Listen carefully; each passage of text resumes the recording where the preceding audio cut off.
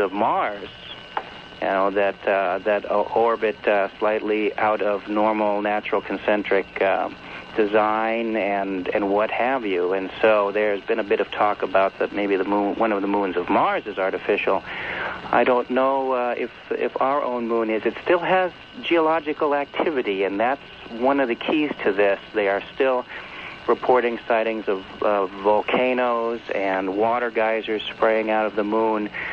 So that would lend me to believe that the moon itself is still geologically active, and that would, of course, mean that the inner construction of the mantle and the core is still active. So I don't know how conducive that would be to survival inside the planet, the body itself. Glenn, when we come back, one of the questions I want to ask you about the possibility of clouds over the moon, and that's tough. That's hard for me to imagine, but there are some photos that are very, very strange indeed. So I'll ask you that and a number of other questions. I'm George Norrie, and yes, this is Coast to Coast. A couple of photographs, Glenn, show what looks like clouds on the moon. How can that be? It doesn't have an atmosphere, for crying out loud.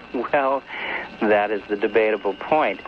Let me first recite a couple things from what's called the Chronological Listing of Lunar Events. This is a NASA document released in April of 1966 from Green Goddard Space Flight Center. In here, it lists the chronology of observations of the moon, starting with 1867.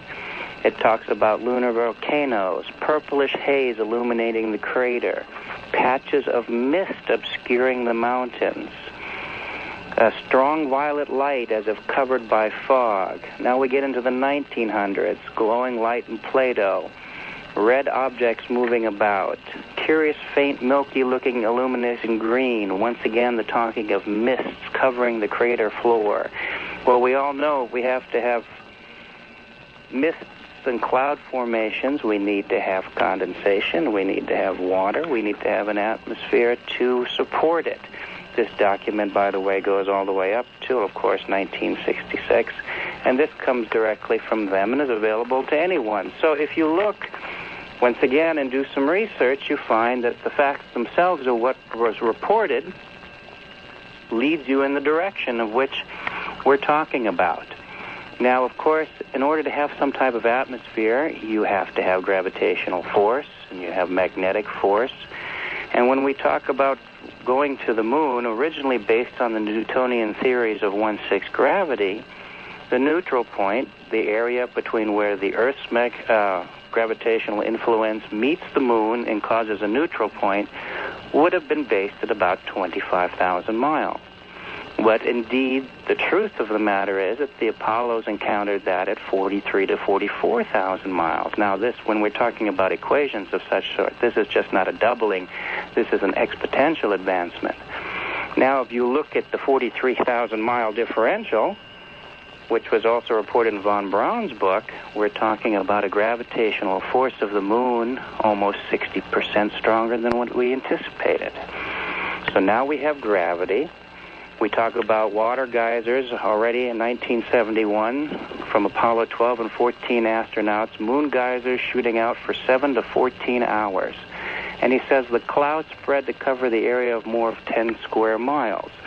Now, we talk about all this revelation now about water on the moon and water on Mars. We were already talking about this 30 years ago. That's true. All right, so now we're talking about we have provided the condensation. Now we talk about atmospheric pressure. When we went to the moon, our LEM was pressurized between 6 and 7 psi. And when you open the hatch, you have to have equalization of pressure, just like in an aircraft.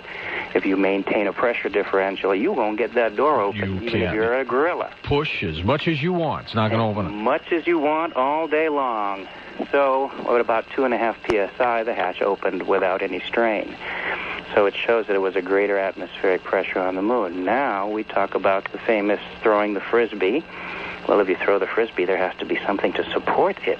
It just doesn't fly on its own. You have to be able to medium to support the frisbee, or hitting the golf ball, or when you watch the lunar rover riding along, you can see the plume of dust coming off the back of the tire and drifting nicely to the surface of the moon because it has an atmosphere to support the particles as it drifts down to the surface.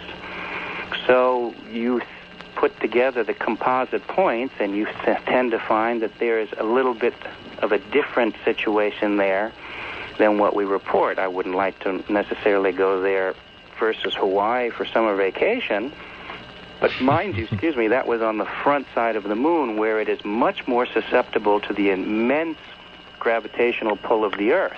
No, well, do you think our scientists know this? Oh, absolutely. So why not... They publish it. Why not really fully disclose it to us? I don't think the public is generally interested, to tell you the truth.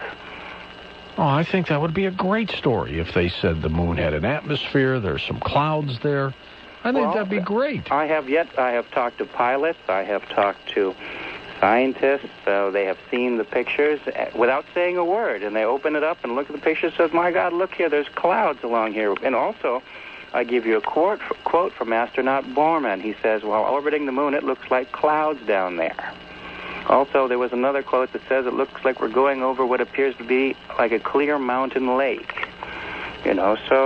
So we need to look between the lines, and I think that's where we drop the ball. We expect some recognizable person with alphabet soup behind their name to stand up and tell us and give us the truth when we're a little bit too lazy to go look for it ourselves. Let's go back to the phones. Let's go to our first-time caller line. Welcome to Coast to Coast. You are on the air with Glenn Steckling. Hi there. George. Yes. Thank you for having Glenn on as a guest. You are welcome. Glenn. Yes. Hi, this is Ken in Glendale. Oh, very good. How are you doing? How are you, sir? Very good. It is an honor to speak to you. Well, thank you. It's an honor to be able to represent the material to all those that are interested. I had a question about George Adamski. Yes. Skeptics frequently hold up the book Pioneers of Space as proof, quote-unquote, that GA was fabricating everything. This is a nearly impossible book to get, and I have only read one other person's review of it besides the skeptics, which was Desmond Leslie wrote a letter to Timothy Good, and all he said was that the book was shocking, but he in no way said that it discredited George Adamski. So I would really like to get your take on that and sort of to clear this up for the millions of people that are listening right now. Well, the initial book, Pioneers of Space, was a composition that George put together to see how the public would react to some of these concepts. And you have to remember that George Adamski just didn't wake up one night and become involved in this process. For most people who are unaware, Mr. Adamski conducted a school of philosophy in the 30s, already was on radio programs in Los Angeles in the late 30s and 40s, talking about the existence of universal life and the fact that we're not alone on this planet. So he was immersed already from a very long time prior to his photographs. And he had always felt that there was a very high probability of life and that it came to visit us and that it interacted positively. And he wrote that book more as a personal work to give amongst his students and to work on to see how the public would react. And, of course, the critics go after George for saying, well, he wrote one fictional book, so therefore everything else was fictional. Well, I have to remind everybody that Arthur C. Clarke wrote fictional, and Isaac Asimov wrote fictional, and Carl Sagan wrote fictional, Dr. Sagan. But that doesn't take or distract away from the work that has done consequently or in different fields thereafter. So the claims that the skeptics are making that that the stories later that came out in Inside the Spaceships and Flying Saucers Have Landed, the claims they're saying that it's almost verbatim, those are simply not true. Well, I can only tell you that George was there, the people were there. I know individuals that were on the property, one who is a retired aerospace engineer who's still alive, very high classification of secrecy. Well, no, was there on the property. But as far as their implication that it was duplicated, no. Right. If you read it closely, if you read Pioneers of Space, it talks about specific. How would I say this?